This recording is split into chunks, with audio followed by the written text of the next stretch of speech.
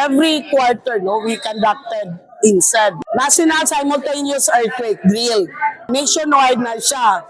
With this, it's also one way of making our city resilient when it comes to earthquake. We all know that Iligan City has no earthquake fault, but our neighboring towns, marami silang earthquake faults. So, what will happen to Iligan? We will be experiencing ground shaking due to the earthquake in our neighboring municipalities.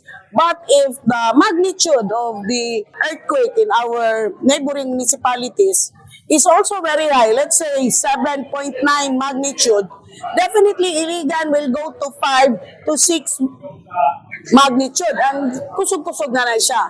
So this one is a drill.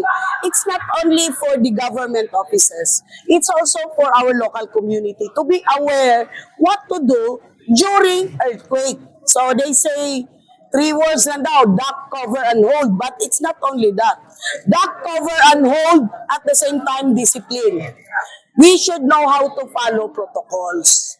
So here, for last year, last quarter, we conducted our earthquake drill here in City Hospital. Testing pa to siya. But we found out many areas for improvement.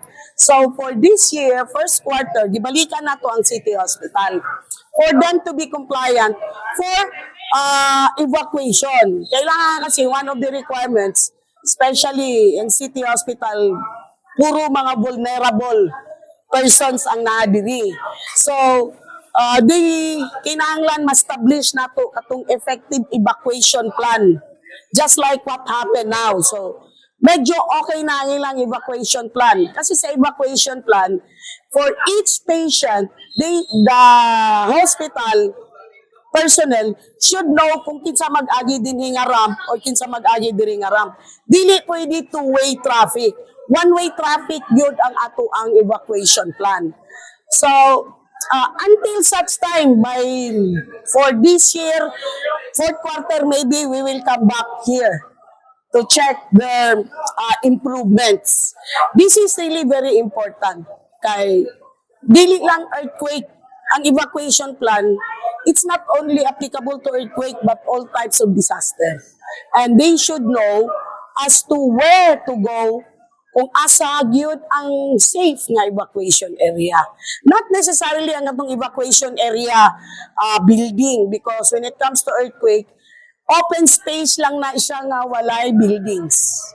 Walay matumba. And then, ang earthquake will not last for hours. It will only last for seconds or minutes. So, again, nagpasalamat migdako sa kay Dr. Ragdaguman for allowing for participating with us. Also for our Honorable Mayor who really supported us all those things that we have done.